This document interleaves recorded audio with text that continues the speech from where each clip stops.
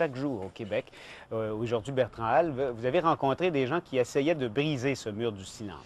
Oui, malheureusement, ils n'étaient pas très nombreux. Il y avait peut-être autant de caméras que de gens dans le petit parc Champlain à un jet de pierre d'ici. En fait, ils étaient là pour accueillir Richard Lavoie qui, depuis le mois de juin, a marché plus de 1000 kilomètres pour justement sensibiliser les gens, briser ce mur du silence autour du suicide. On va revenir à M. Lavoie, mais parmi les gens qui étaient là pour l'accueillir, il y avait quand même un personnage dans ce milieu-là. Il s'agit du coroner Paul Dionne, qui depuis longtemps, justement, dénonce ce mur de silence et dénonce ce fléau qui est le suicide. Je vous invite d'ailleurs à écouter le coroner Dionne dans un premier extrait.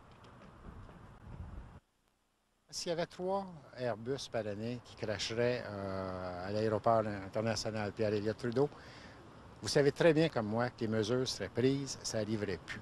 OK? Bon.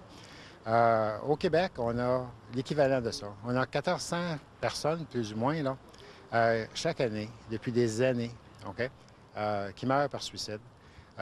Et on banalise ça. Alors, Philippe, 1400 suicides, là, c'est la première cause de mortalité au Québec. En comparaison, les accidents de la route arrivent en 6e place.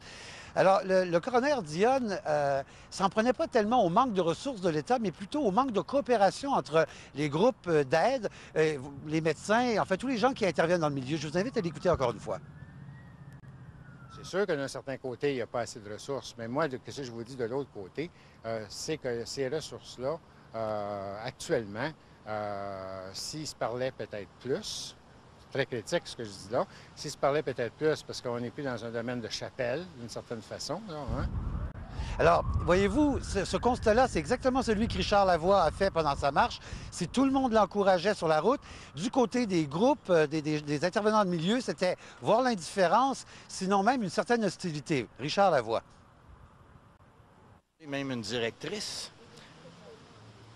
quelque part, qui m'a dit « Tu peux pas faire la promotion du numéro 1866 appel, on va avoir trop d'appels, on va être débordé. » Elle a même comparé ma marche au suicide de Gaétan Giroir, que j'inciterais des gens au suicide avec ça. Que ça aurait pris une concertation de tous les intervenants du milieu avant que je parte faire une marche de mer. J'ai dit « Madame, ça fait 1 an et demi que je vous envoie mon brevet. » Mais j'ai jamais répondu. Fait que là, moi, je l'ai fait sans vous. Alors voilà, le débat est lancé, mais reste à voir s'il va se poursuivre, Philippe. Ça reste un sujet tabou, en tout cas. Ouais. Merci, Bertrand. Au revoir.